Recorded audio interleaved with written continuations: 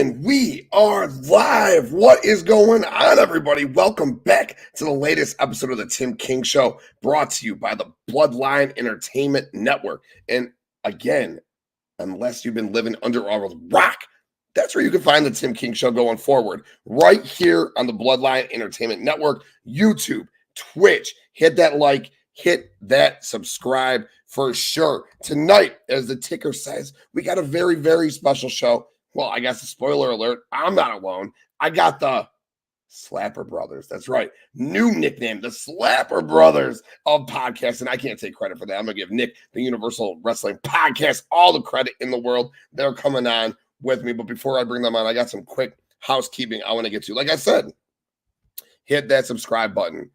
The Bloodline Entertainment Network. We are doing such big things 5, 6, 7 days a week. We are doing shows 2, 3 times a night. Hit that subscribe button. Go back, watch our other shows. Hit that like button. Get at it. Plus, the website. Again, unless you're living under a rock, you haven't been to BloodlineNetwork.com. BloodlineNetwork.com. Again, your host for sports, wrestling, entertainment. We got lists, rankings, top 10 matches. We got the fucking works on there, plus all of our podcasts. BloodlineNetwork.com, your home for all of your sports, wrestling, and entertainment podcasting needs. And before we move on, I got a very, very special announcement. I'm not the one announcing it, as it was announced on Circle of Debate this past Sunday and all over our social media yesterday. But going forward, Thursday nights, right here on the Bloodline Entertainment Network. New show, new host, JD from WrestleBread Podcast. Welcome to the Bloodline. So very, very excited to have you. You can catch your show every single Thursday night right here on the Bloodline Entertainment Network at 8 p.m. Central Standard Time, 9 p.m. Eastern. So, without further ado, put them up. Ones, put your 2 sweets for the Slapper Brothers of podcasting. Justin, boom. What's up, fellas? How are you guys doing, man? It's been too long. It's been like a full week. How you guys been? Oh, dude, we're doing good, brother. And if I just have to right now, we're gonna quote Sting right here, right now. It's showtime. Let's go, baby. Let's go. I'm excited, man. I'm excited. Jeremy, how you feeling, my brother? Doing all right, brother. Good, good. You had a good week, man? Yep. Anything in the wrestling world stick out at you, catch your eye? Just honestly, Twitter is a cesspool, honestly. it's just terrible. Just all the bullshit dirt sheets going around and them bickering back and forth between each other, me wondering why it's even on my timeline. I don't even care about all that shit right now. We are literally like just a little over a week away from Mania. At this point, let's just get to fucking Mania. Can this week hurry up already? Like, 1 full week. That's right. I didn't promote it. My bad. Saturday, 5 nights from tonight. 5 nights from tonight. The Tim King Show right here on the Bloodline Entertainment Network. We are going to be doing a very special. Originally, it was just going to be doing a little like, we call it Tim King After Hours. Back in our day, we used to do sports argument after dark, after hours. I was going to hop on with a bunch of you guys. I got you boys coming on. Got Dylan from World Elite Podcast coming on. Got my boy Street's going to hang out for a little bit after him and I do some Roto Slappers. Got Graydon from Bin Buster coming on. And maybe a couple other 2 tree surprises along the way. I'm just going to hang out, shoot the shit. I'll drink. I don't know what the rest of these guys are going to be doing. I'll certainly be doing my fair share of drinking, as you know. But instead, I was like, why go ahead on Tuesday and do a WrestleMania preview show? Well, we could just preview WrestleMania Saturday night when we're all chilling together. We got a couple of casuals and graded in streets, got a couple of diehards and the rest of us. So why not just do it all together? So that's what we're going to do. So Saturday night, we're going to hang out. We're going to have a couple drinks. We're going to talk about WrestleMania, and we're going to preview it. And like I said, tonight is Topic Battle Royal 2. And I don't know if this is going to be a thing that we do going forward, but man, I had so much fun when we did this last time. I figured we got to bring it back. But with that, you guys and I will rotate, pick a topic. We'll go from there, what we want to talk about. but I'm going to make us talk about this first topic, all right?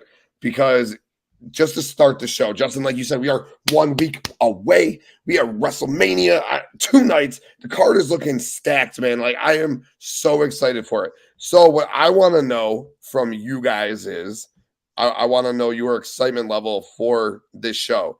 Not just your excitement level, but like what 3 matches are you most looking forward to for the show? Like, I'll run it down. You got the undisputed WWE Universal Championship with Roman Reigns and Cody Rhodes. You got the SmackDown Women's Championship with Charlotte Flair and Rhea Ripley. Raw Women's Championship, Bianca Belair and Asuka.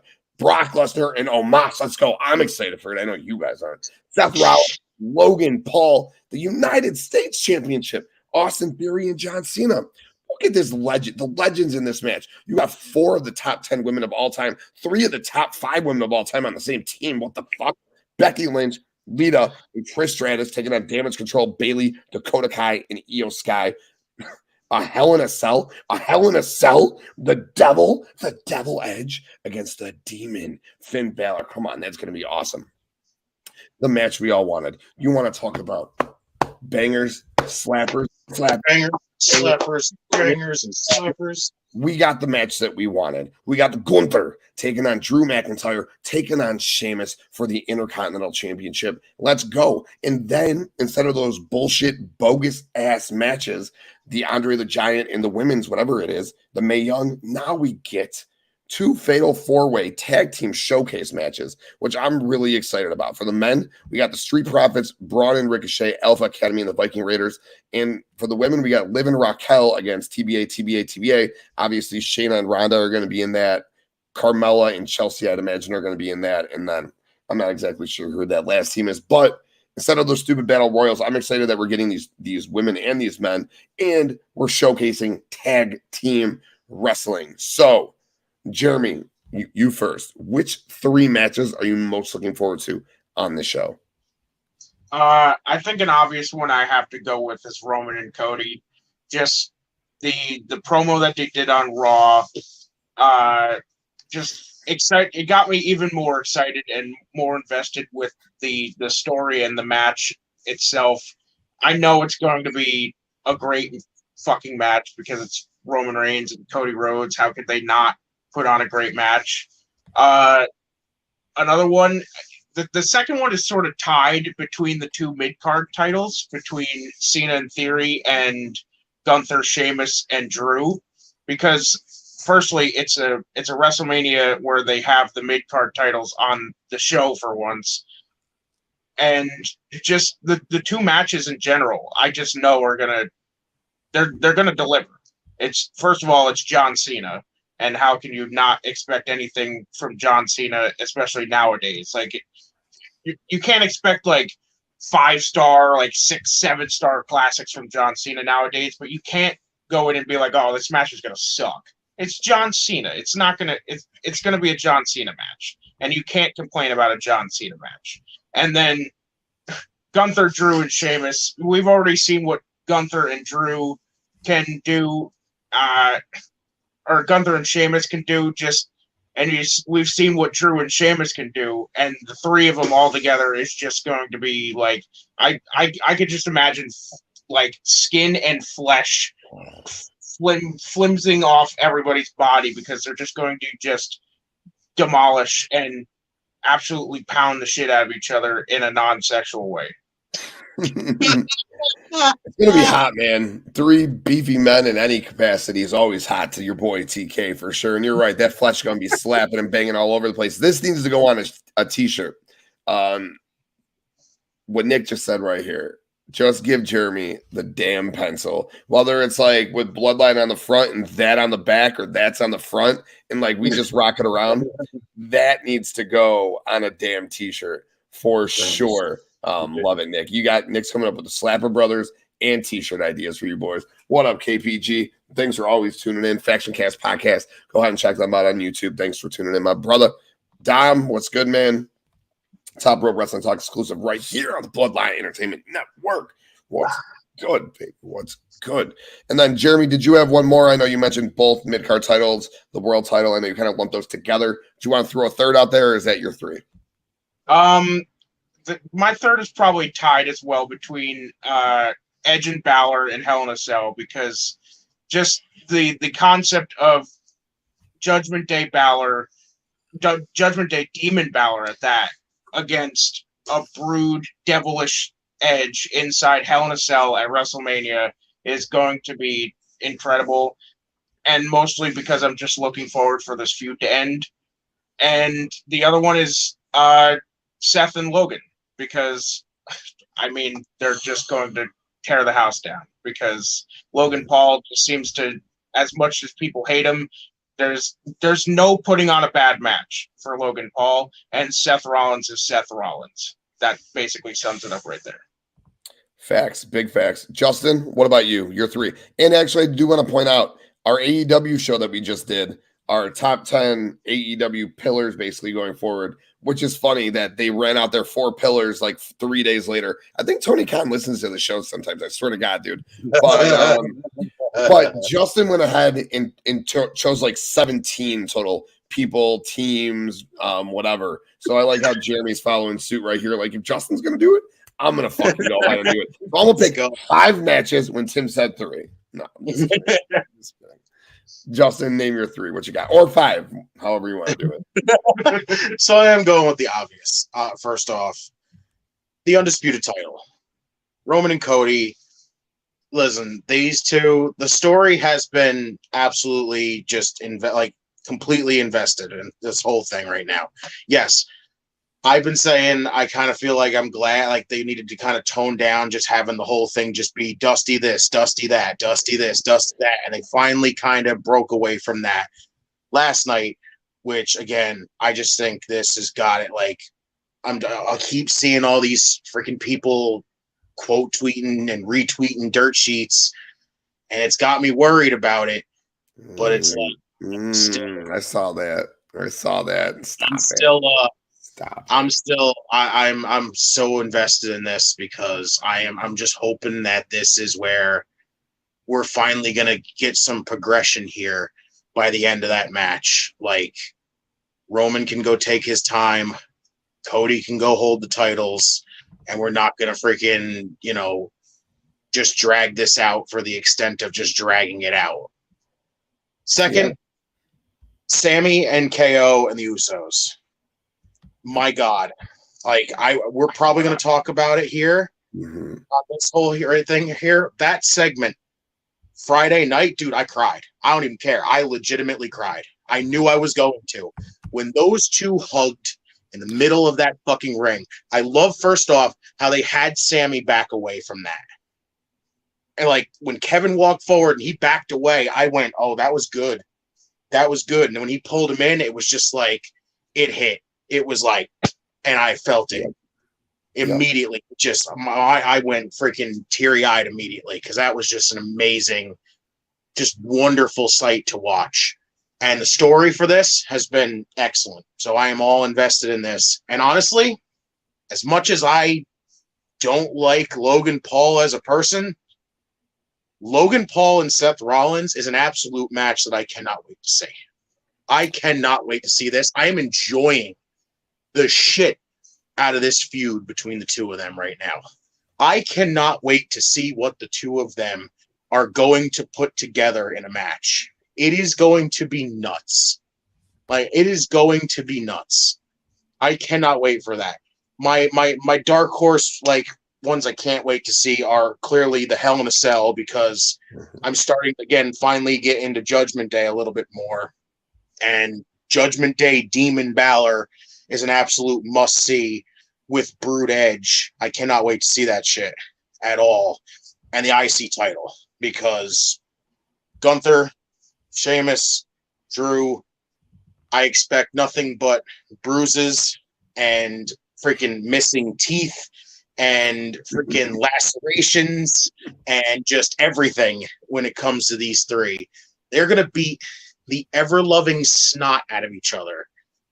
And I am all for it. Like, when I usually say pump that shit in my veins, like, I will sit here and prep myself for that IV. You pump it in there right now. Like, let's fucking go. Hell yeah. I mean, I don't know what more I could say that you guys haven't said. The obvious, and who cares if it's obvious? It's Roman and Cody. Like, that's the story. Like, and when a main event actually makes you feel like you're invested in the main event, it means they've done a good job, and they have done a great job of telling the story. And it's why I've also said 155 times that the other match I'm most excited for, and maybe equally excited for, is KevinOwens and SamiZayn against the Usos. That should be the night one main event. I get it. You know, equality. Rhea won the Women's Royal Rumble. Rhea and Charlotte are going to fucking tear the house down. It's going to be a fantastic match. It's fine. They can main event night one. But this story that these guys have put on more than deserves a main event spot. And a tag team title match in a main event at WrestleMania? The fuck? That's never happened. And like you said, Justin, you cried Friday night. The hugging. Just wait till they win the tag titles and rejoice together as best friends in the middle of the ring at WrestleMania. Come on, dude. That's main event. There's nothing that anyone can tell me. Trust me. I'm all for women's rights. I'm all for equality. I'm down to have 2 women's main events if the stories are there and they tell them properly. Unfortunately, in this situation, this KevinOwens, SamiZayn, Usos, this is the main event. This is the fucking story, dude. This is everything. Like, this is everything. Next year, if they build properly to like a Becky Rhea match, let's go, baby. Like, main event that shit. Sign me the fuck up. But these bloodline stories are everything that they've Emmys, dude. Emmys around all of these guys. Like, I digress. So those are the 2 matches. And then, yeah, I'll go with you guys. You know, I'll rip a quick 3. It's the Hell in a Cell, dude. I can't wait to see the Devil versus the Demon. I can't wait to see fucking meat chopped and slapped all over the fucking place. I'll just leave it at 4. The card's sick, dude. And I'll throw a little bit out there to Omos and Brock. I'll give Omos a little bit of fucking credit, okay? I think that match is going to be a good 7 to 8 minutes. Omos is going to get his fucking spots in. He's going to walk around. He's going to taunt the shit out of Brock. And then Brock's going to hit him with a monster F5 for the 1, the 2, and the 3. And that mainly was for Nick. But I digress, dude.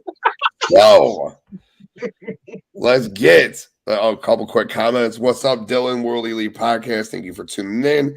Oh, Kofi Weedston, baby. What's good? We live. We are live. Throw them up for Kofi Weedston, man. Doing great things over there with Dirty Heels. Go check them out. For sure, and go check out World Elite. Congratulations on 200. Another recording that tonight, dropping it soon. So congrats, boys. But that's really all I wanted to get out of the way. There was like the main topic I want to get out of the way. The rest, like I said, Battle Royal, baby. Topic Battle Royal. And I'm going to give you guys the topics, and then I'll let Jeremy go first, and we'll swing it. RomanReigns and Cody Rhodes. My God, that promo last night. Holy shit. KevinOwens and SamiZayn versus the Usos. My God, that moment on Friday night. The promo to start the show last night. Holy shit. Charlotte Flair versus Rhea Ripley. That segment, they finally on SmackDown got me invested in that match. It took them this long, but they finally got me invested in this match. That was a lot of fun. AEW 4 Pillars. We just did our 10-pillar show. 3 days later, 4 days later, the next day, they're fucking out there with fucking the 4 pillars in the middle of the ring. And I'm like, we just did that. We just did that. We see you. Yeah. So AEW 4 pillars. The Elite, they're back together. Are they back together? I don't watch Being the Elite, but it's all over social media. The end of Dynamite, BCC cornered Hangman. Dark Order was out. And the Elite came in, including Kenny Omega, slid behind him for protection. They added Hangman Page back to their group chat. All right? Like, you know, Group Me is group chats. Kenny Omega left right when they added Hangman Page. So, is the Elite truly back together? The Elite versus the BCC. Let's talk about that. That's a dope topic. Jade Cargill versus Taya Valkyrie. Can Taya be the one? Where the fuck is Bray Wyatt and what the fuck is going on? And then if we want to do a little NXT, it's Tuesday night. Braun Breaker, Carmelo Hayes is coming.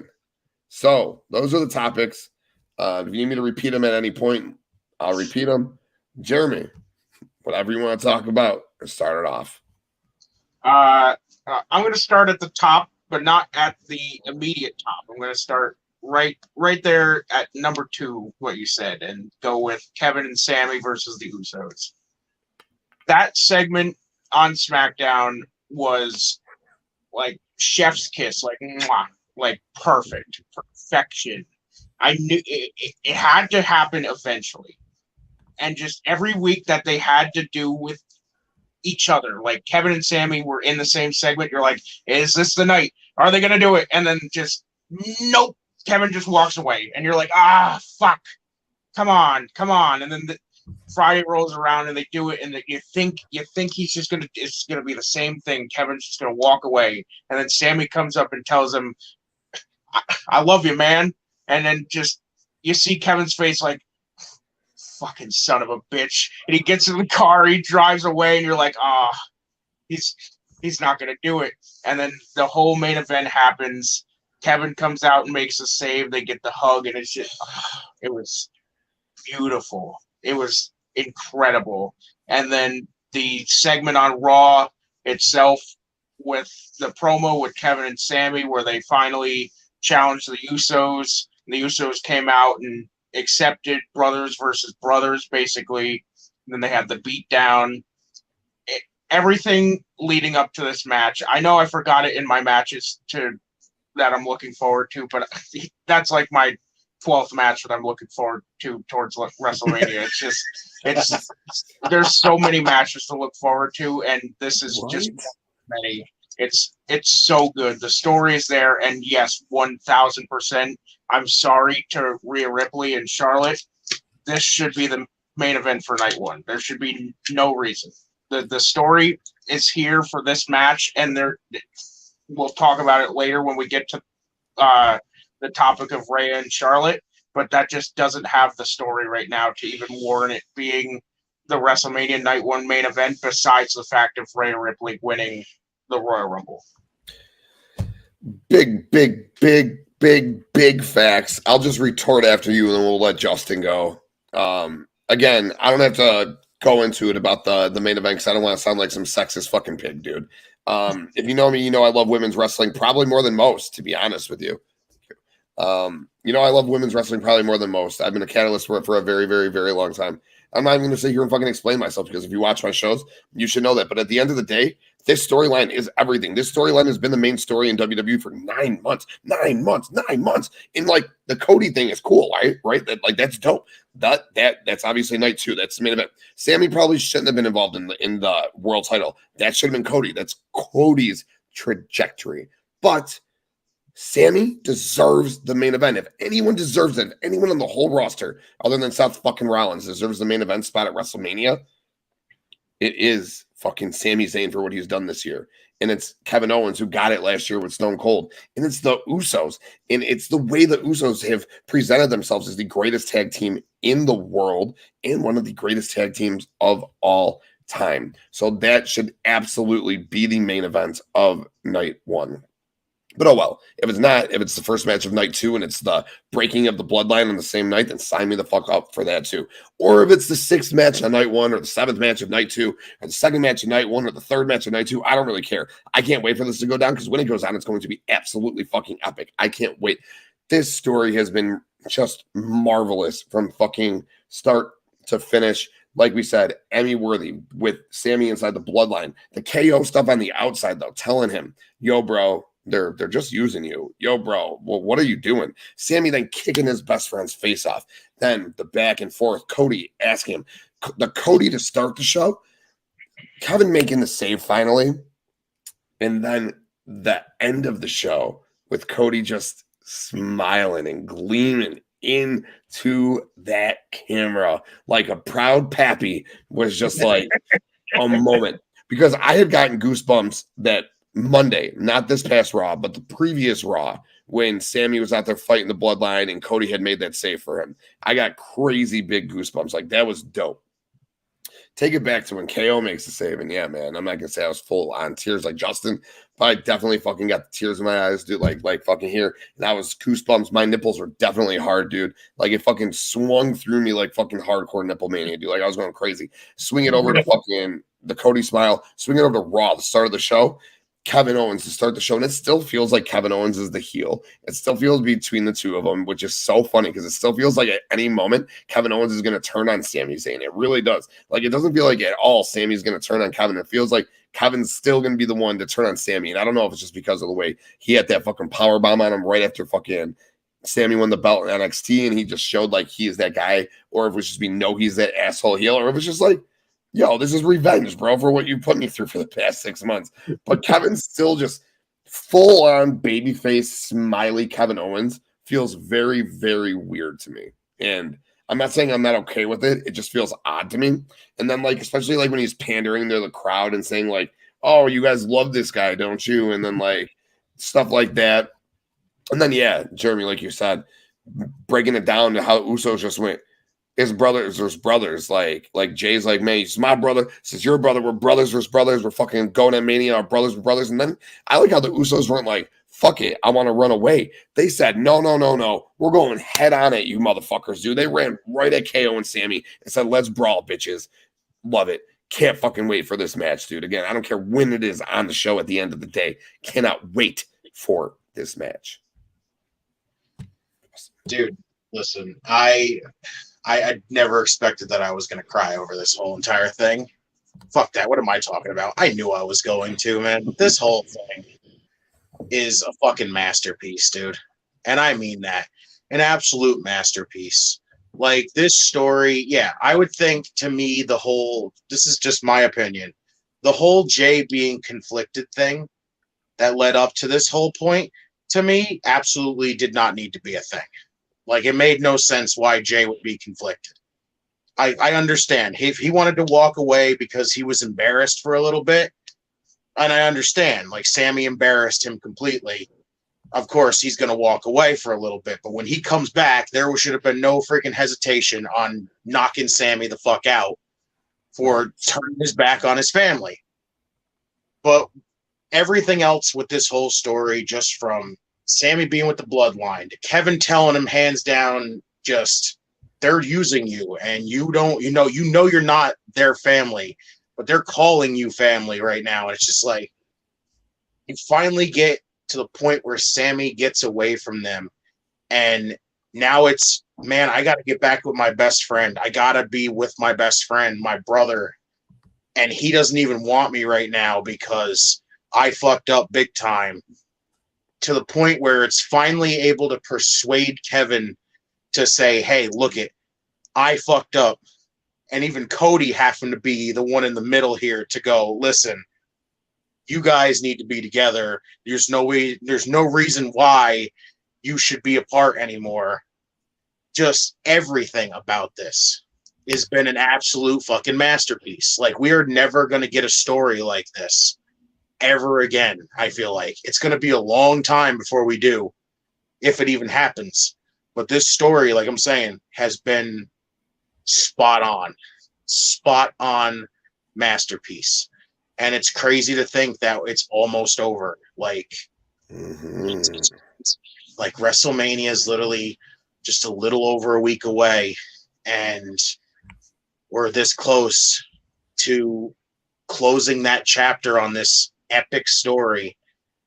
Just everything has just been, this is something everybody's going to go back and watch again completely. Like, nobody's going to forget this ever. Right.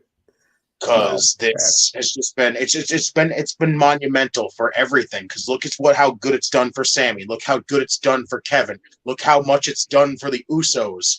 Like, everything bloodline related. Like, yes, it's clearly the only story that really matters, but really, it's been absolutely wonderful to watch in both sides of it. So, like I said, this is one of those matches at WrestleMania I cannot wait to see.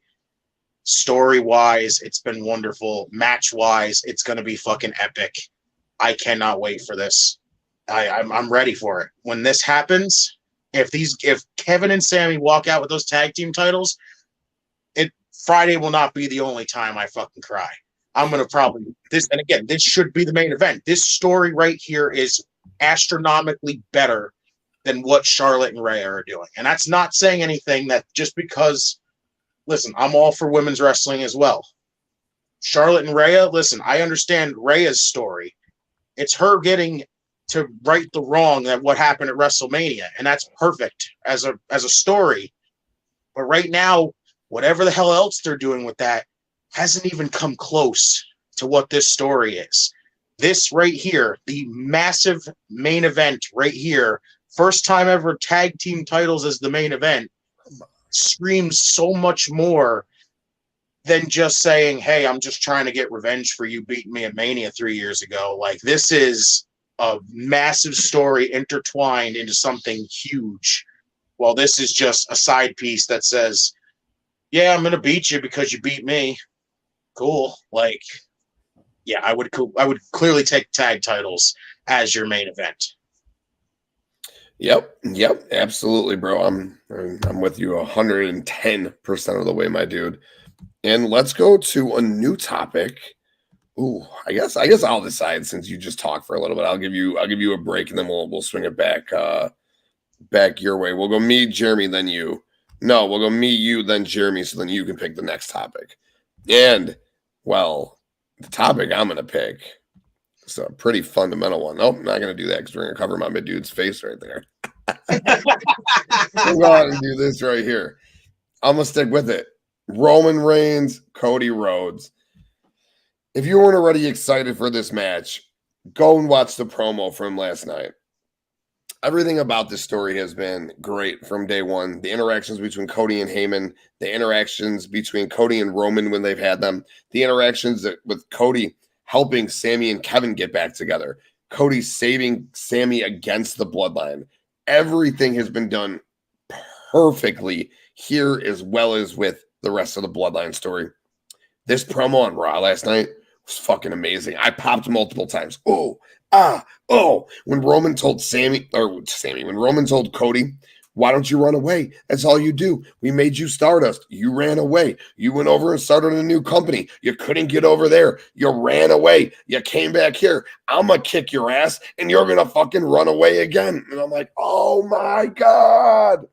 Because I'm always defending Cody how like it was a great thing how he did. And then Cody goes, okay, I don't give a shit. I did run away, and I gave 100% of the people in this locker room fucking new jobs and another place to work. And I'm like, you goddamn right you did, Cody. You goddamn right. And while you were the worst part of that company over there, it's good that you're back, and you should be main eventing this match, and you should be winning it. So both, it's good that you made that company, it's good that you're gone, and it's good that you're here. And three things can be good all at the same time, and all three of those things are good. And what Roman said was true. But at the end of the day, I've said it 552 motherfucking times. He got offered $500,000 and came back for $5 million. Main eventing WrestleMania, about to be the guy who's been the champion for 928 motherfucking days. Cody Rhodes is it. This story is it. And Cody finally said, leave my dad's name out of your mouth. It's over with.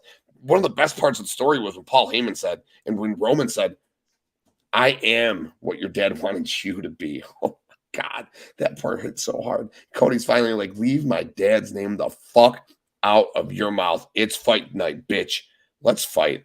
I can't wait for this fight. Cody better win. Jeremy. No, Justin. Yeah, I'm locked in with this. Like, when Cody won the Rumble, everybody goes, okay, predictable as shit.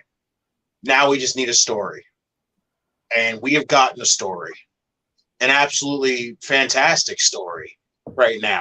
Mm-hmm. You have Roman basically defending his 900-plus day reign against a guy who's literally trying to do it for his family, but also to prove that, he's not just, coming back here to just fill in a spot anymore. Like, this is a whole new Cody. He literally did the promos have been fantastic. Cody's by himself have been great. That whole I acknowledge you. Well, now it's time for you to acknowledge me. Love that. That is fucking awesome. I think, like I said, the only iffy promo that I haven't really enjoyed was the one with Heyman, where Heyman was like, are you willing to pretty much sacrifice everything to be champion again? I'm like, Cody is basically coming back to WWE where everybody is gone 300 plus days out of 365 days a year.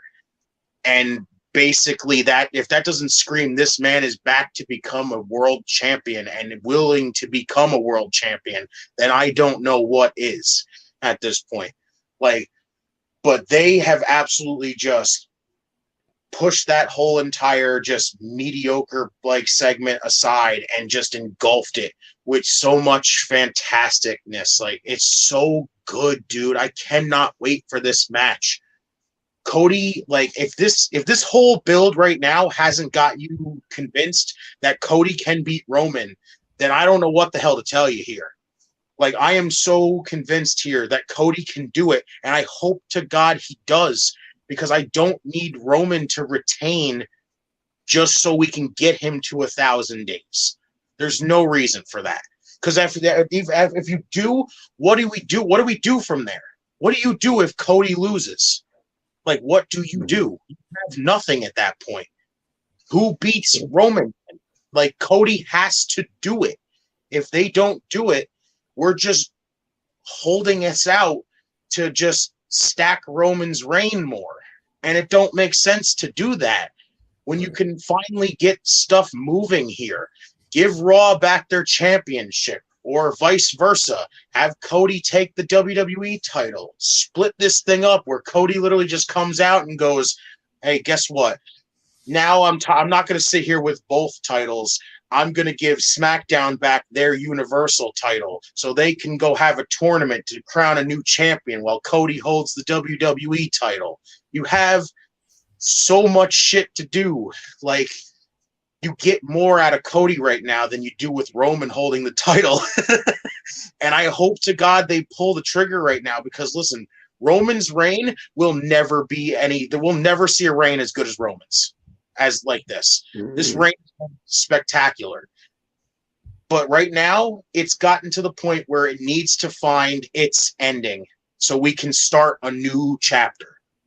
Because if you're just going to write the chapter and then just constantly just flip pages and scribble stuff instead of actually writing a sentence out and writing the story, then I don't know like what the hell we'll be doing here.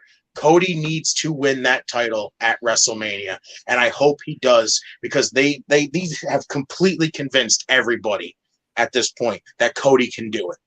A story that you think that nobody thought was going to exist in a feud that was like predictable. We knew it was coming. Now we just needed a story to convince everybody. And I think this story has absolutely convinced a lot of people. And I think Cody needs to do it at WrestleMania. Yeah, man, they've really raised Cody's like aura and like the essence around him. Like, they've made him feel like a main eventer and a fucking big time player in this industry. Not that he wasn't before he came, but I would have told you that there's no chance in hell Cody Rhodes is a world champion. Now I'm like, Cody Rhodes could be the WWE world champion, the real world champion of wrestling. Like, that's crazy. Ivan, Mr. President, about to go on his 3-week vacation. God damn, no one deserves it more.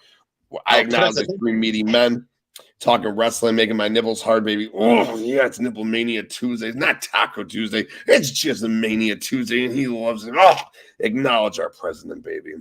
Yes, Thanks sir. for tuning in, my dude. Thanks for tuning in, my dude. Jeremy, what's your take on this mess? This feud, it's just been incredible. It's the promos have just been getting better and better. The promo on Raw between Cody and Roman, with Cody basically spinning Roman's words, saying when Roman told him all he does is run away, and Cody spinning his words and saying, well, when at WrestleMania, when I beat you, Jay's gonna run away, Jimmy's gonna run away, and all you're gonna have left is Solo. And then when he's gonna run away, all you're gonna have left is Paul Heyman, and he's just gonna become an advocate at that point. Perfect. The ability to spin that around was just so good. And I as much as my brother brought up the dirt sheets, bringing up the fact that Roman, they don't know right now, apparently, fuck the dirt sheets, but they apparently don't know who they want to win between Roman and Cody, even though it should be very obvious that Cody should be winning. Because, like my brother said, hypothetically, if Roman wins, what do you even do at that point?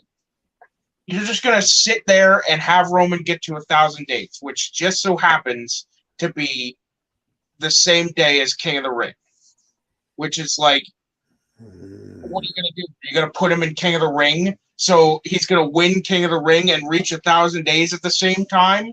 Like, there's nothing you can do to make Roman Reigns' title reign that is already one of the best of all times, like literally top 3 title reigns ever. There's nothing you could do to make it even better. You can't do anything to make it better. And like, I've seen a lot of people on Twitter saying like, oh, well, this all started with Jay, so it should end with Jay and have Jade be the one to beat it. No, stop. Cody beats Roman at WrestleMania. And if it's not that, I don't know what we're doing. I don't. I really don't. There's nothing more understanding than having this end with both the Usos and Roman losing same night. The entire bloodline just crumbles at the same night. There should be no reason why that's not the only booking that should be in your brain. Yo, big facts, dude. Roman has to lose to Cody at WrestleMania. There's no way Roman should keep that belt. I do agree with you. It's a top 3, maybe second best title reign of all time. You have Bruno, who did his thing. Bob Backlund did his thing. And Roman did his thing. Everyone else really hot potato that belt. Hogan held it for a long time, but I have on the website, go to bloodlinenetwork.com, all-time WWE champion rankings. Ironically, I was looking at earlier today because over on World Elite, they're about to do their best WWE champion rankings, like a top 10 or something along those lines. So I sent it to Dylan and I said, I make my own list and, go do it on the website. Bruno, ridiculous, dude. Bob Backlund, ridiculous. Roman Reigns, though, I think is either 8th or 6th all time already as far as overall WWE champion rings. And I take into a perspective, days held, how many times held, and he hasn't held it that many times in comparison to other guys like Cena, Orton, and Triple H are all in there because they're 16, 14, and 15. What's Orton? Is he 15 now? Or 14? 14. 14, and 16 is what those guys are. So like they're up there because they've held it so many times. But Roman's only held it 6 times. But they have a 900 fucking day reign. It's insane. But if Drew didn't beat him at Clash of the Castle, then they had to wait for something huge. This is huge. This is monumental. There's no one better to do it. There's no one on the roster who can do it unless they really elevate Seth in some crazy sort of way and tell that story. But what the fuck is the point of that? Cody, all super Cody. He's going to be John Cena. You could already tell. It's all about Cody. That's it, for sure. All right. So I believe then, Justin, it's up to you for topic then? You know what? I'm going to go with Bray Wyatt. Oh, okay. I didn't anticipate that one coming. I have been so lost on how to even react with this whole situation here. Like, I'm going to say it right now. This whole him having a physical issue thing, honestly, just feels like a cover-up. There really feels like there's something more going on here. Because that, to me, feels like it feels like wrestling lingo to cover up something. Like, it feels like it feels like some kind of wrestling lingo with the whole thing, like, instead of calling it a hospital, it's a freaking medical facility and stuff like that. This feels like there's something bigger going on by just saying it's a physical issue. Like it feels like the whole, we'll say it's budget cuts during the releases thing, because nobody's going to question budget cuts, but then everybody's going to question fucking budget cuts. This is freaking one of those situations where it's like physical issue. So what the fuck could that even be? That just sounds like a cover up for something more serious. Like I have such a hard feeling with this whole, like, trying to come up with words to describe this situation, because I honestly feel WWE has failed Bray Wyatt. This is now the third time. This is 3 times, dude. And it almost feels like I would not be surprised if Bray left. Like, it scares me to think of, because I love Bray Wyatt. But right now, he's done so much stuff that ends up fucking flopping so much. Like, how do you go from a cult-like family to just losing everything, when all you are is just, I talk and everything I say means nothing, because no matter what, I'm gonna lose. Then I make the Fiend character that fucking everybody loves, and it starts off with a bang, and then we kill it with Goldberg, and then fucking, kill it like every other chance we get with, and then I have it lose to Randy again. Like, not good. That's strike 2. And now this, where it's like we're telling the story, we get all excited, what, Bray's coming back, we get the White Rabbit tease, Bray comes back, and we all fucking lose our minds and expect this epic story, and we started to get one, and then we get like the reveal that Uncle Howdy is not Bray, but it's somebody else, and then it's just like the whole story just kind of stopped.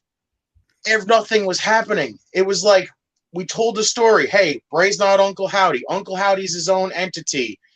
And then it's just like, okay, well, now what's the rest of the story going to have to entail here? It's going to have to be, who is Uncle Howdy? Who is the Wyatt? Who's the rest of the Firefly Funhouse people? Like, who is the Wyatt Six? And it's just like, WWE just keeps tiptoeing around those answers every time. It's like, we get to that point, and it's like, okay, now the story's telling us we have to get some reveals. We have to find out who's who. And they're like, yeah, but we can just go around that and start telling you some other stuff. Like, they failed Bray Wyatt massively. And I hate saying that, because I love the guy's creativity and what he could come up with.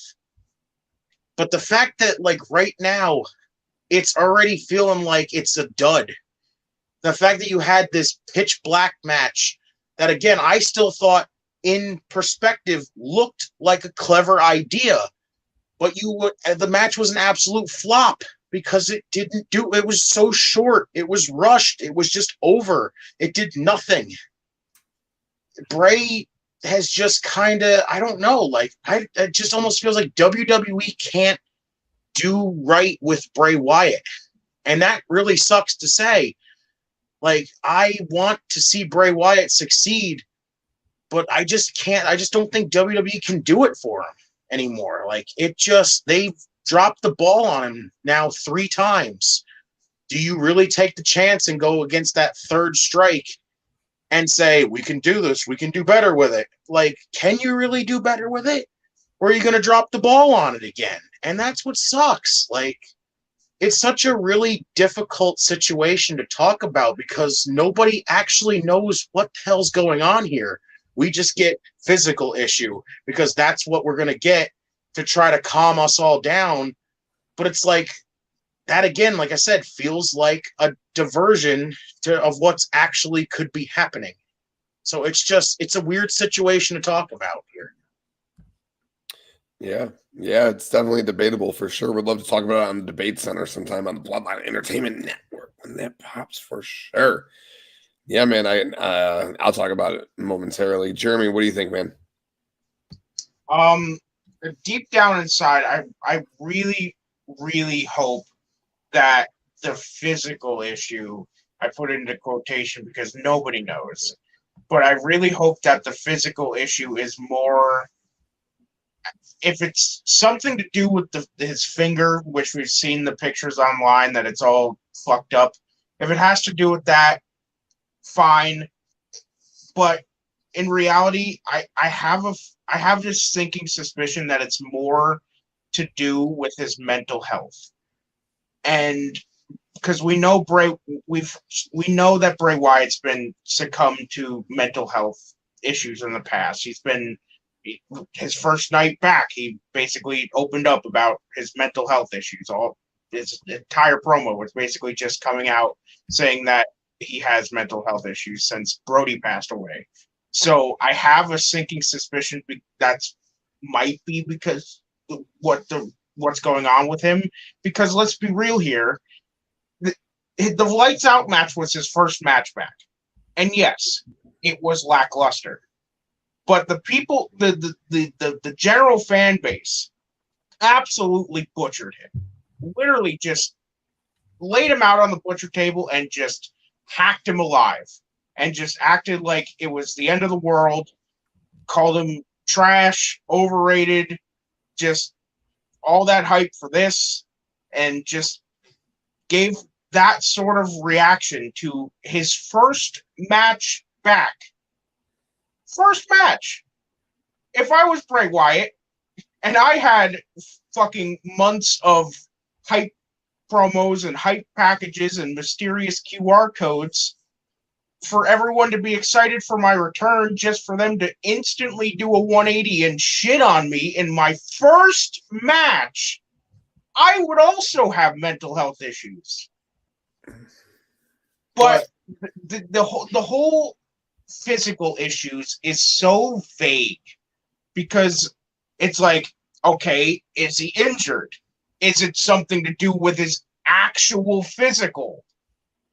Is he having some sort of internal problems? Like Keith Lee had the inflammatory of his heart. Like, does it have to do with that of some sort of way? Who knows? We don't know, and just everyone is assuming. It's just a giant assumption game with Bray Wyatt. And then everyone's like, oh, he walked out of the live event. He never showed up. From what you don't walk out of a show if you don't show up to begin with. Right. It's this whole thing is a wild goose chase all over again. And with everything that's going on and the build towards Mania with Wyatt and Lashley being basically, we could assume that it's cut off and off the card. It's like, would anyone really even be excited for the match anyway with how this match was being booked? And like my brother was saying, he was naming all the shortcomings of Wyatt booking. The first 10 years of Wyatt, you could blame all of that on Vince. You could blame the Wyatt family's failures for Vince. You could blame the singles push for Bray Wyatt when he was the Eater of Worlds for Vince, when he couldn't win a fucking match. You could blame the Fiend's failure on Vince. You could blame anything up to 2022 Bray Wyatt on Vince, because it is all Vince's fault. But we didn't give Bray Wyatt a chance this time around. He came back, had one match, and we instantly shit on him. And can we really blame the guy if he's having mental health issues? I'm not saying that it's 100% I'm 100% sure that it's mental health related, but if it is, can we blame the guy? To be fair, though, they did hype the shit out of that Pitch Black match. They should have done a hell of a lot better. They hyped up the Pitch Black match because it was a sponsor. I don't even care if it was just a fucking sponsor. They had that friggin' thing all excited. They had people excited to find out what the fuck was a Pitch Black match. And when I feel like they had people excited to find out more around Bray's character and more around the surroundings, as he had been back for over 7 months now, and we have not, or 6 months, and we have not found out. All right, maybe it was 5 months, whatever. And we have not found out nothing about the guy. All it is him talking in circles, and I'll get there in 1 second. I want to give a shout out to Buzzing with Marlo podcast. Thank you so much for tuning in. I greatly appreciate it. Marlo. Yeah, really appreciate you being here. So a point he makes here is, that's why I kept pulling it up. LA Knight got extremely over in this feud. The crowd was hyping LA Knight. He was getting a lot of his yeah chants. He was getting a lot of that crowd pop while they were going at each other. Do you think that had anything to do with it? And another good point he brings up, Bray is mediocre in the ring. He always is. But his character is so good. And like that's what always gave Bray that edge. But at the end of the day, I don't think, like, I'll talk about it in a second when it's my turn. And he got hurt in his first fucking dark match back.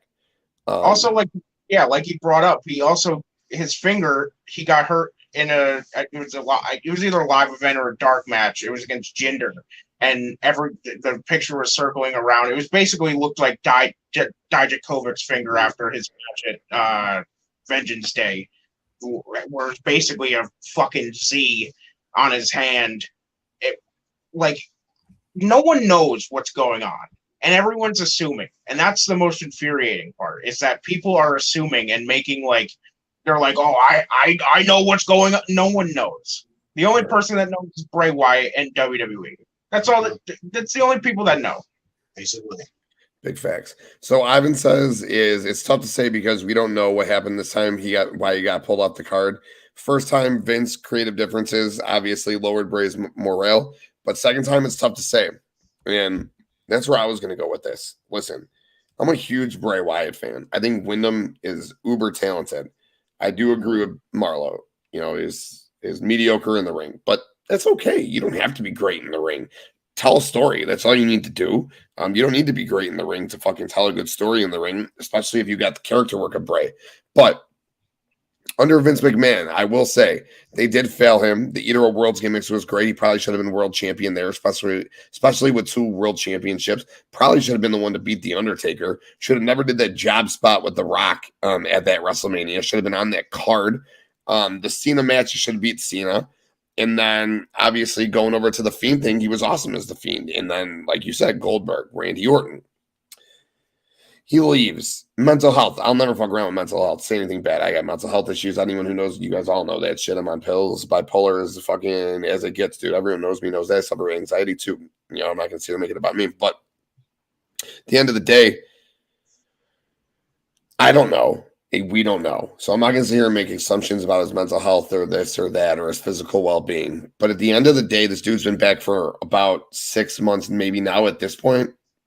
And he hasn't done shit. We've had no character development. We've had no character development of the characters behind him. He's wrestled one stupid fucking match. At the end of the match, his fucking sidekick jumped off and committed suicide and then was by his side the fucking next night on Thursday or on Friday. But what? What? Nothing has made any sense of this whole character. None of the characters have made sense.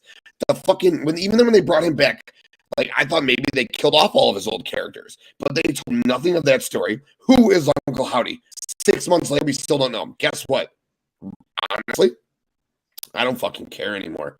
And when I found out, when he announced himself to wrestle the winner Bray versus Brock versus Bobby, I was so unequivocally pissed off because it should be Brock versus Bobby one last time at WrestleMania, ending this shit between them. And I think that they're probably saying that for that Saudi show. Maybe that's where they're going to do that one last time for that crowd. But Brock getting Omos, again, big supporter of it, and maybe Bobby getting nothing when you could have just done Bobby Brock on this huge fucking scale. It is so unbelievably disappointing. Marlo says, I feel like Bray didn't fully believe in the character now. Maybe that's true too.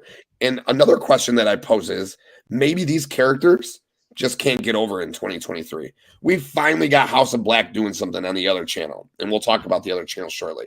But we finally got them. After how long?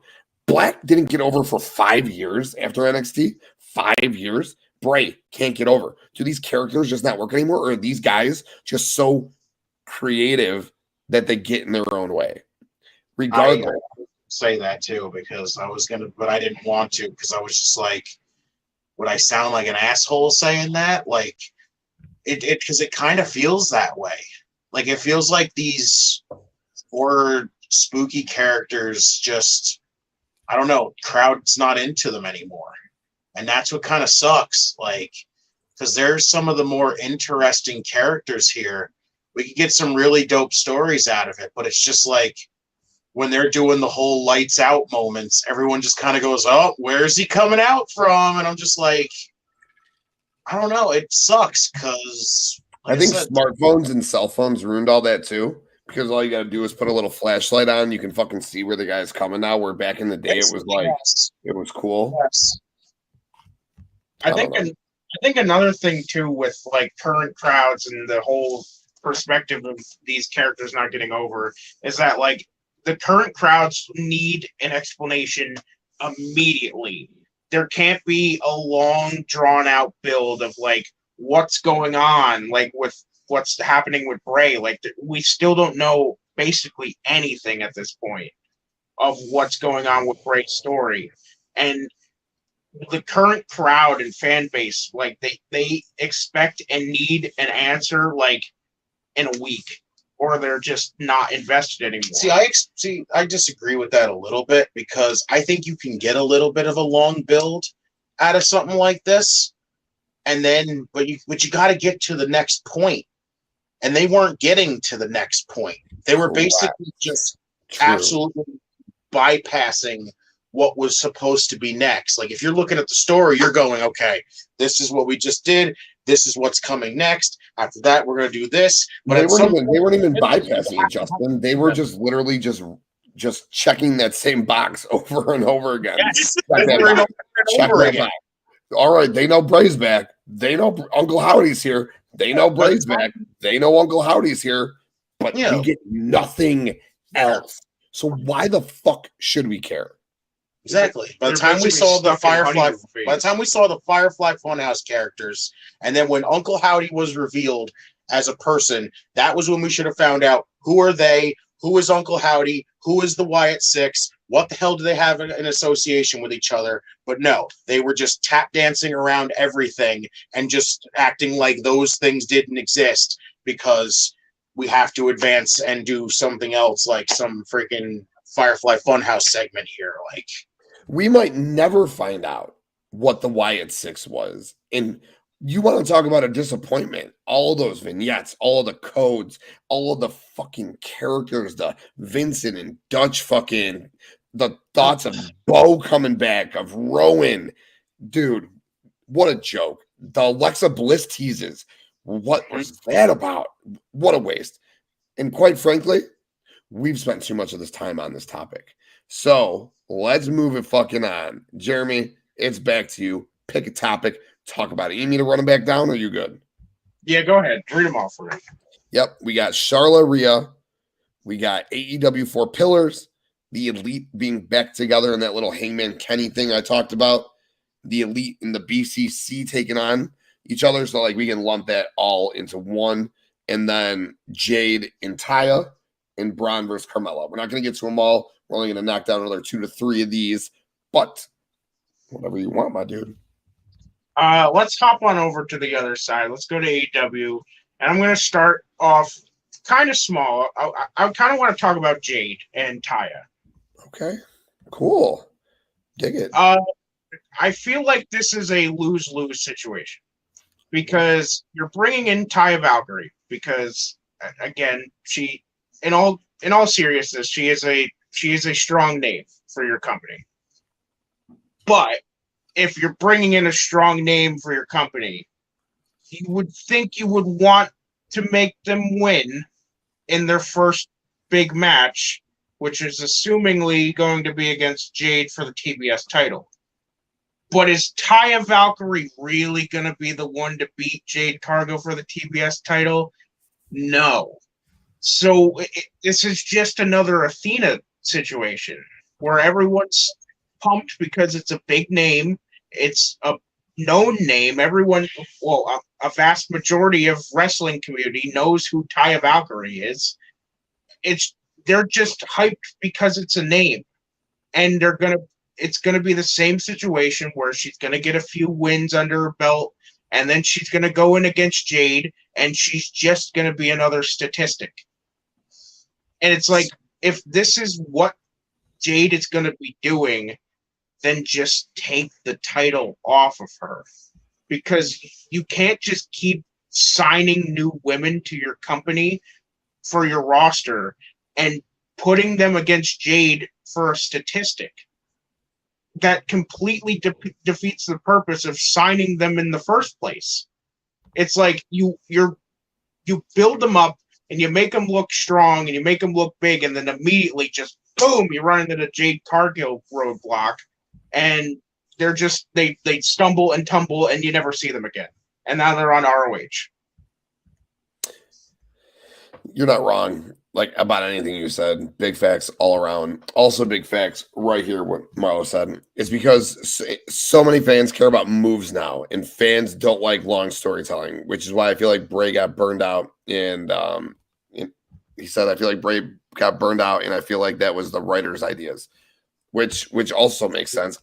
It's tough to say. Is that Bray's idea to tell that long story, or is it on Triple H? For the longest time, it was Bray's idea under Vince and who knew what, but we're not there. We don't know. But I feel you, man. It's a guy like him, Marlo, as you said, who's not the best in the ring, who's mediocre in the ring, with fans nowadays, like 70% of them wanting Ricochet, Young Buck like matches. I mean, not me. I'm good with, there's wrestling for everyone. I said Sam Adonis on the show a couple of weeks ago, and he said his main thing that he likes is having a show that's got something on it for every person in the house.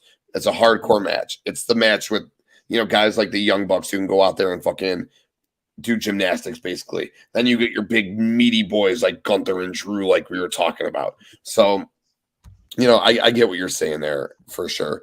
Justin, what's your take on the Jade and Taya thing? Is it a lose-lose? Yeah, I don't know. Like, if you can't, there's no way in hell that Taya coming in was what was planned. There's no way. There's no way that these guys have for months just gone, we're bringing Taya in and this is what we're going to do. Like, I honestly believe Taya's above the TBS title. Taya's fantastic. She is really good. You just say that because you didn't see her. The only extent of what we saw out of Taya was in Lucha Underground. And that was about the extent of it. In WWE, she did fucking nothing. She just was literally there and then was gone. But it's just, I agree with what he just said. I honestly believe she's just here to become another statistic for Jade because her reign has been so fucking flat and has been against nobodies at this point that they're just like, we need a big name right now for Jade to beat so we can continue this reign and make it sure it's bigger so it actually feels like it has some kind of importance because she beat some big name like Taya. I've said it multiple times. I honestly feel like Jade is eventually just going to hand over the title so she stays undefeated. She moves on into the women's title scene, and then she can continue her undefeated streak in the women's title scene. Like, I've had this feeling that that's going to be the thing here. But it's like, I feel like you're kind of putting in a position here where you have to take it off of Jade and put it onto Taya. Like, it feels like you've backed this up against the wall that Jade's reign's been so bad. People are just so freaking set for Taya to do it because they want it over. Jade's reign has been awful. It's so drug out and absolutely has nothing big in it because all she's done is face freaking not even, I wouldn't even say mid-card women. They're like lower card women to jobbers. And that's about it. Really AEW dark talent. Yes. Like, even lower than, like the AEW dark talent that loses. Yeah, right. I like to call them great indie talents, but right, it's you're on the big screen against Jade Cargill. TBS title got introduced. The first thing I said was, "Oh, great! So it's just the title. It's just literally going to be the title for the women that aren't going to be in the women's title scene because they're going to look at them and go, "Hey, you're clearly not ready to be in the women's title scene, but we'll give you a title to fight for. Here's a title for you guys." Like, that title needs to be the way, kind of like the Intercontinental title is for the men. That title should be the equivalent of that. This should be the title you hold that's going to eventually level you up into the women's championship scene. Basically, it's just become the Jade Cargill title. It's basically, we are so fucking invested in Jade, let's have her keep a title and this really long undefeated streak and expect people to give a shit after she's fought freaking randos and jobbers and people that they just randomly brought in on Dark and stuff like that. Like I said, I feel like you backed her into the corner where it's like you have to put the title on Taya because everyone's just done with this. But if Jade beats Taya, then it's just we just brought Taya in to give Jade something big. Like, and in the names that she's beaten, here's Taya Valkyrie on that list. Like, it's just a really kind of crappy situation here. That's true. Let's see what Marlo's got to say. He says, bringing in big, well-known names in the promotion is supposed to build Jade into a bigger star, but I feel like if or when Jade loses, there wouldn't be anything for her. He says, Jade is the attraction, so you got to blame Omega and Tony on this scenario, and that's true. And Ivan says, we need Taya to join the Outcast and have Jade go face and join the Originals. Damn it, Chris has been staying Women's Stampede. Book it, Tony Khan. Stop bullshitting. You're bullshit, Tony Khan. And yeah, I mean, we've been saying it right here. I've been saying it on Circle of Debate too. This needs to be spring. It needs to be the fucking Stadium Stampede. It needs to be a blood and guts match. The 5-5 needs to happen at Double or Nothing for sure. I know they do the Stampede match there. They can run around, do their thing. I think it would be cooler in blood and guts personally, but yes. So that's where I was going to spin it here.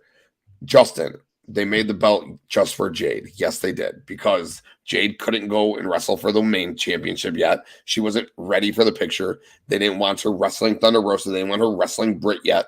Obviously, she had that one-off at Rosa in the TBS Championship women's tournament that Mercedes interfered with, giving Mercedes the Thunder Rosa feud, justifying that. But they didn't want her mixing it up with that talent yet. They still don't, apparently. I don't get why. She wins this match. Absolutely. And then, yes, I think Taya's not a face. They flip her heel right away. She's an outcast. She's perfect outcast. And what have we been saying on this show? Me specifically, Jade's going to be on that OG team. 110% Jade's going to be on that team. So there you go. There's a little feud between these two. But I don't think Taya gets that win. I think that if Jade does turn face, Saraya beats Jade for that belt, or Tony beats Jade for it. But if Jade stays heel and doesn't do the OG thing, all this is a place filler to where Taya will still join the Outcast. Jade won't join the Originals, but at Double or Nothing, we will see Jade against Stat for this belt, back from her ACL injury, and Stat will take what rightfully should have been hers 9 months ago. But instead, Tony Khan, you're bullshit, and you didn't know how to adjust your TBS Women's Championship picture, which you should have done when the person you wanted to win the belt 9 months ago tore her ACL. You should have just fixed it up a little bit, but you didn't. You didn't adjust. You didn't take the pencil. So Jade has looked horrible over the last 6 months while Stat's been hurt because you didn't know what to do with her. I digress. Ivan, Saraya, Ruby, Tony, Taya, Athena, Britt, Hayter, Jade, Rio, Willow, Stat. Yeah, that's the Outcast team that I think. I still don't know if they're going to get Athena involved because of the ROH aspects of things. You could probably still bring in another woman. I still have said it. I've said it since day one. Who have I said? Thunder Rosa needs to be on that team. If you bring her back, it's the perfect time. You bring Thunder Rosa back. She's on the Outcast team. She was the NWA World Champion when she came over. She's on the Outcast team. She hates fucking Britt Baker. And there you fucking go, dude. There you fucking go. I'm with it. Justin, next topic. What do you got? Run them down one more time. Yeah, so we got Charlotte and Rhea. We got AEW 4 Pillars. We got the Elite being back together and then taking on the BCC. And then Braun and Carmelo. You know what? I'm going to go with the 4 Pillars because we just talked about this last time. So let's go, baby. I'm going to tell you this right now. If you are going to give me a fatal 4-way between the 4 Pillars, I am fucking ready for that. I don't want one-on-ones. I don't want separate one-on-ones. I want fatal 4-way. I want to see these four. Like, the promos, actually. Sami is an absolute prick, and I don't give a shit. But that promo he cut had me really freaking invested in him right there. What he said there. Darby, same fucking thing. Jungle Boy, same thing. The three of them, basically, Max, I love how MJF said nothing the whole time. He literally let them talk. And then would cut them off at the end when they were done. I was like, damn, at least he let them speak and let them say their piece before he went in on them. Like, right there, it's the young talent right there for AEW. You got Sami, you got Jungle Boy, you got Darby, you got MJF. That's your pillars. They really are the fucking pillars right there. They're the young talent that eventually will come close to a world title. Like, Darby could do it. Like, Darby is absolutely like somebody people like a lot. Like, people love Darby. Sami, listen, I know he's an asshole, and he likes to throw his fucking relationship all over the screen. But I'm gonna give it to the guy every time. He's really good still. And Jungle Boy, absolutely, we've seen he deserves to be in the world title scene. When he had that match with Omega, Jungle Boy looked like he fit in that whole entire division. He went fighting for the world title. Like, you got Max. Clearly, he's not going to lose the title anytime soon. This is going to be a little side feud right now, where it's going to be literally the four young guys fighting it out for the world title. That's big. That's really big. Justin, I have two questions for you. And Jeremy, remember to answer them when it comes back to you. Two questions. One question is this. Is this the World Championship match at Double or Nothing? Or is it filler on the way to whatever the championship match is at Double or Nothing?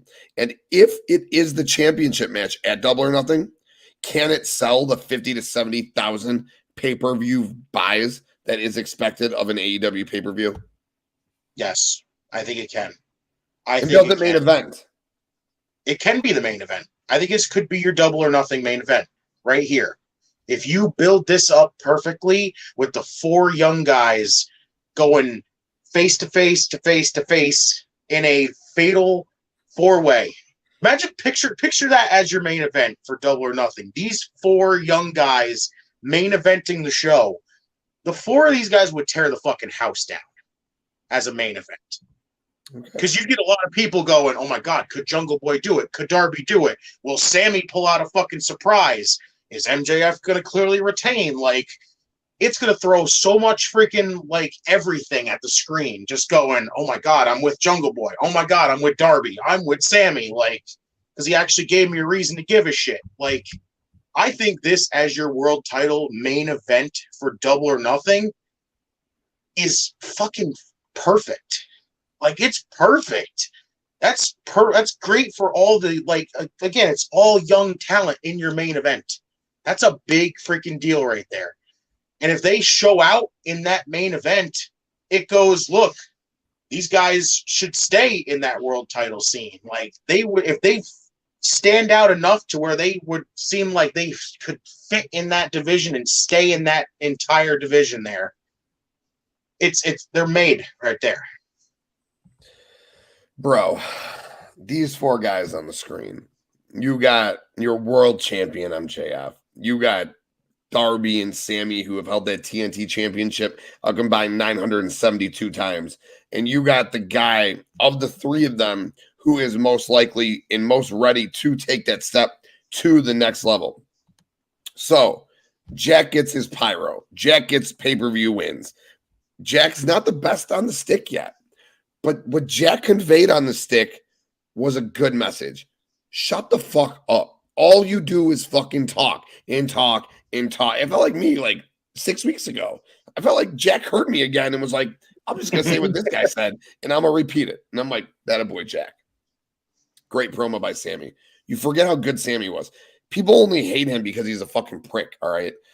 people forget, and I've never turned my back on him, but people forget just how fucking great and talented that fucking kid is, dude. And Darby, this is by far and away the best promo Darby Allin's ever cut in his life. My God, I was laughing. I was into it. I'm like, Darby, what the fuck? I didn't know you had this in you. Do I think it could be a pay-per-view world championship match? Yes. I only say that now based off of what I see AEW going towards. I see them going toward BCC versus the Elite at Double or Nothing. So if you're doing some variety of Hangman and the Bucks against Moxley, Yuta, and Claudio at that pay-per-view, then this Fatal 4-Way can be your world title match, and you can sell 50 to 70,000 buys, because that also means this 5-on-5 women's match we've been talking about is going to go down there. And then Kenny Omega. If he's not involved in that, it means Kenny's going to be doing something individually on his own. Theoretically speaking, the way I see it is probably a one-on-one match with Jericho, which isn't the worst thing because it occupies Jericho. I could be wrong, but just, seeing it out there. But we're talking about the 4 pillars here. Do I think these guys are the actual pillars of the company? No. There's a reason that if you go back and watch our show last week, that they weren't really included. I had Jack. I think one of you guys had Jack, but one of you guys didn't have Jack. I think that none of us had Darby, and none of us had Sami. So I don't know that these guys are truly the pillars anymore. And for that, I will commend Tony Khan for reminding us that these were the pillars of the company. These were the 4 guys who got put on the t-shirt. So I'm down.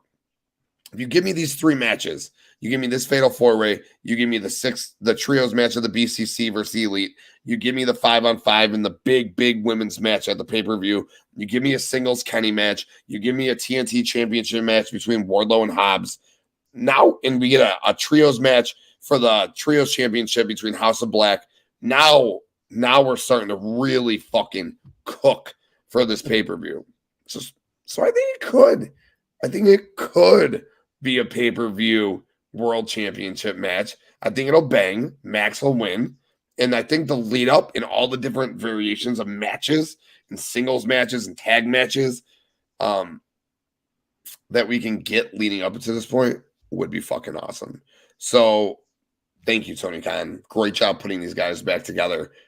The promo to start the show felt so WWE, and the old me would have said, God, that's disgusting. But sometimes AEW needs to be a little bit like the WWE. And in this case, starting the show with a 20-minute promo, then going into a banger match was a fucking really, really fun way to go, for sure.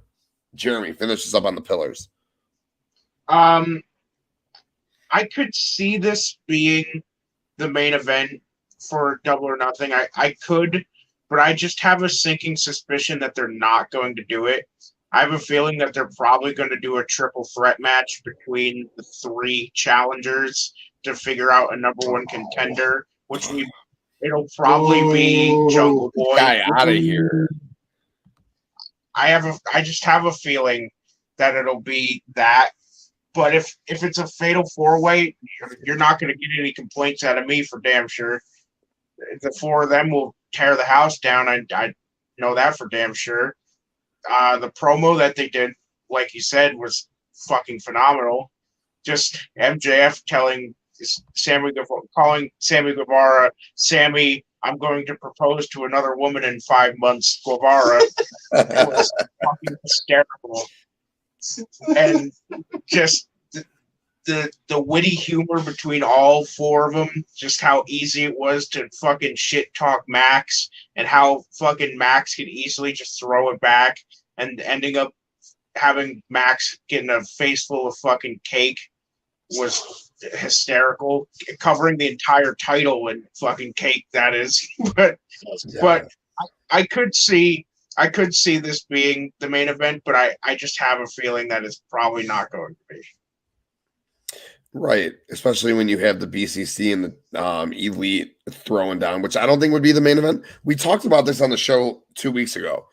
If you have all these women involved in this match, Britt, Jamie, Jade, Thunder, Saraya, Tony, Riho, Sheeta, Nyla, any variety of all of these former women's champions, that should be your main event.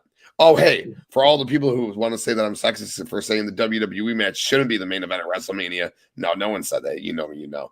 But I'm screaming right now that 5-on-5 should be the main event of Double or Nothing, whether it's Anarchy in the Arena, Stadium Stampede, Blood and Guts, whatever it is, that combination of women, in the story, okay? The story they've been telling now for 2 months, which hasn't gotten boring because they continue to add layers to it. Love it. That should be your main event. And I'll scream it from the motherfucking rooftop. And I will go ahead and I will finish us off with one last topic for the evening. Sad we didn't get to Charlotte and Rhea. That was a banger of a segment on Friday Night SmackDown. Definitely got me more invested into that match. I hope this week we get one more banger-ass segment from them heading into Mania weekend on Friday. But that last one will be a combination of the Elite being back together and the Elite versus the BCC. So we know this horrible Hangman and Mox, first of all, is not horrible, but the Hangman Dark Order thing is just gots to go, okay? And the Moxley Hangman thing felt never ending until now, because when they were still wrestling on this Dynamite and they were at the end of the show, the BCC was circling Hangman. I'm like, why? Okay, maybe the BCC wants the trios belts from the House of Black. Okay, that's cool. But no, the BCC circling Hangman. Moxley and Hangman is still a thing. Fuck, I thought we just ended this in the Texas Death Match. Why is it still going? But we got, instead of the Dark Order, because they got laid out, we got Nick, Matt, and Kenny rolling behind Hangman, stepping in front of the BCC, and Mox is like, just go ahead and slide by himself to the ring. Claudio, Wheeler, come on. We'll do this another time. Okay. And then if you watch Being the Elite, which again I don't, but I'm on Twitter, so you see it. They added, and friends groups, people get removed, people get added, people leave. They added Hangman back to their Elite group chat. Right when they added Hangman, Kenny left. So there's clearly still animosity between Hangman and Kenny. They're trying to tell that story. But the Bucks and Kenny and Hangman are back together.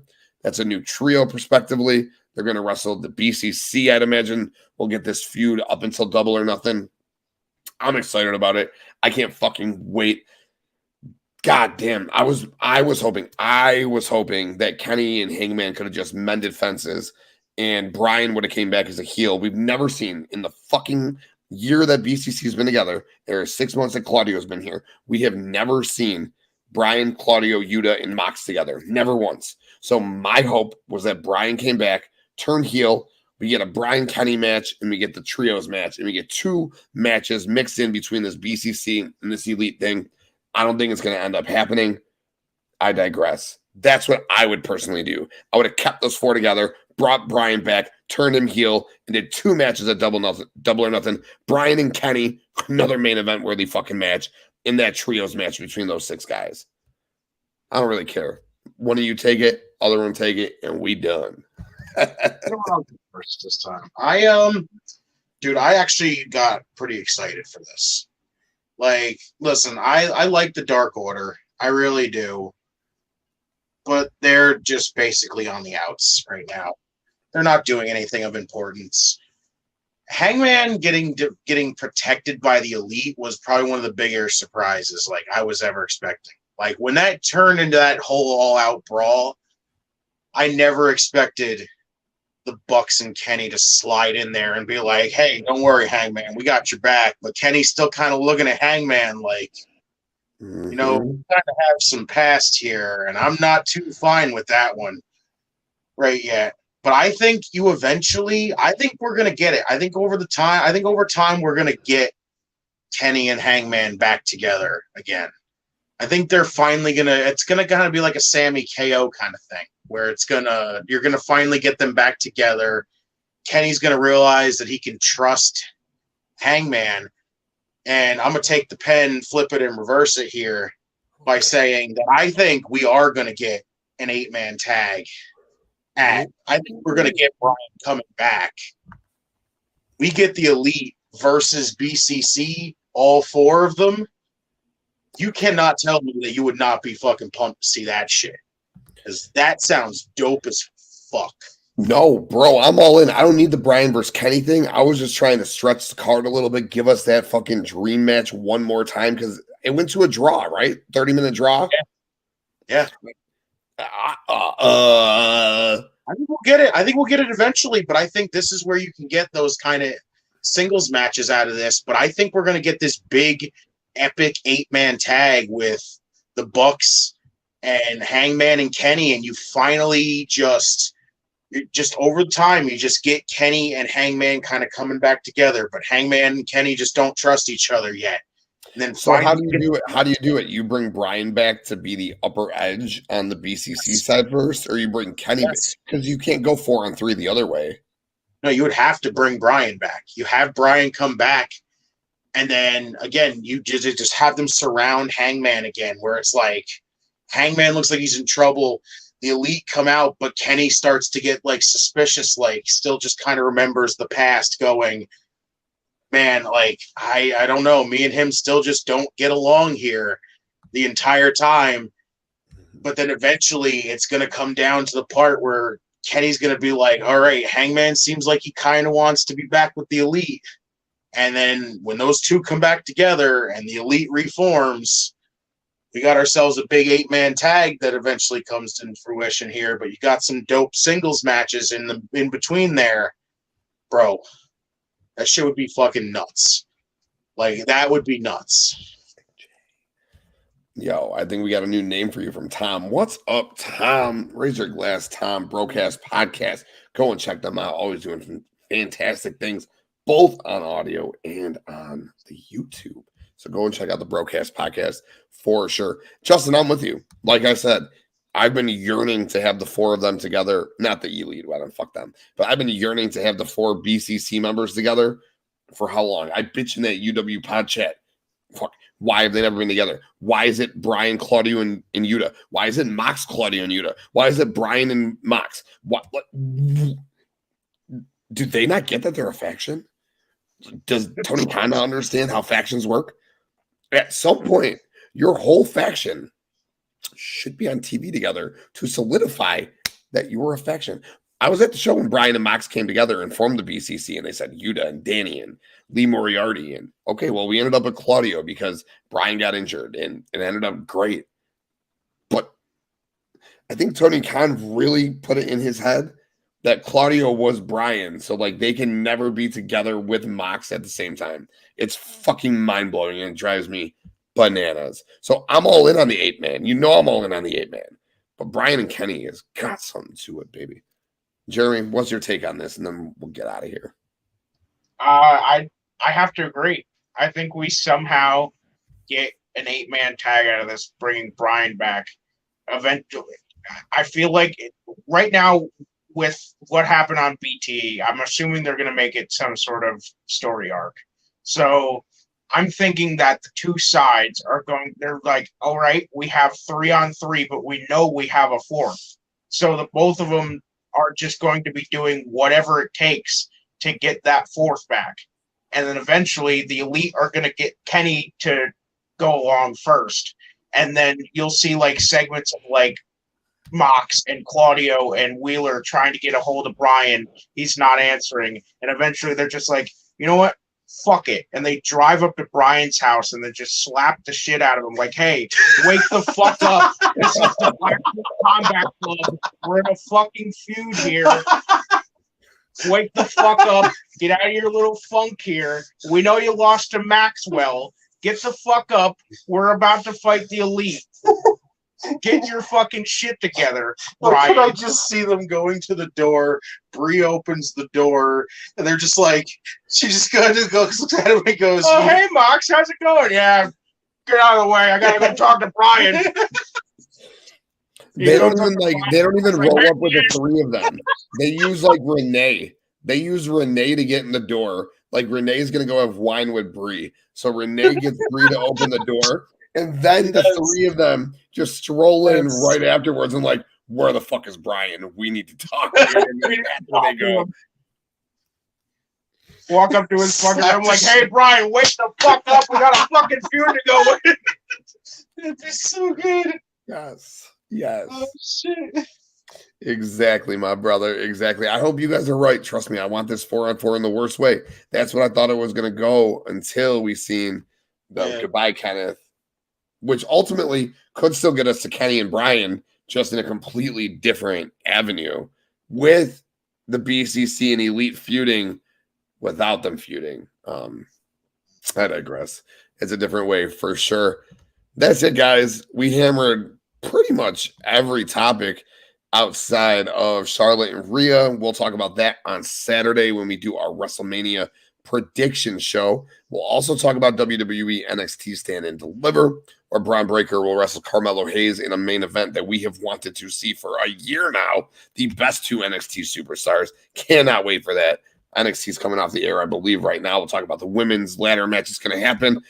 I think it'll be Cora Jade. Maybe Roxanne still shows up. Who knows? I don't even know if Cora's going to be in the match, but that's the topic. No shit coming for Stand and Deliver right now. We're about to get Johnny Gargano and Grayson Waller in an unsanctioned match, bro.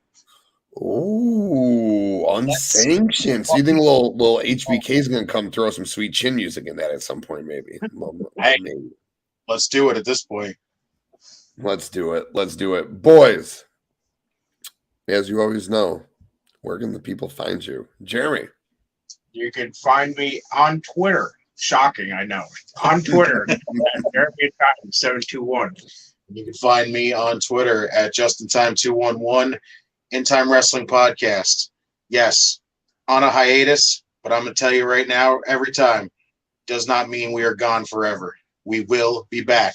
Go find the show, give it a listen. So that way, you know what to expect when we do come back. You want some laughs? You want some truth? You want some enjoyable shit? We'll give it to you. My man, I love you guys. You guys are fucking absolutely awesome. And a little housekeeping again before we get out of here, and before I think run it all down. If you're listening, thank you so much. But please hit that fucking subscribe button. The Bloodline Entertainment Network, your home for sports, wrestling, entertainment podcast, 7 days a week, 2-3 shows a fucking day, 7 days a week. Who else is doing this shit? Live shows. Not like we're uploading, doing this. No, we are live fucking 2-3 times a day, 7 days a week. Come get us. We'll talk to you. You see it? Tune in. We'll put your comments up. We'll talk to you. We'll engage. We'll have conversations with you the whole damn time. And it's not just us. It's not just sports. It's not just wrestling.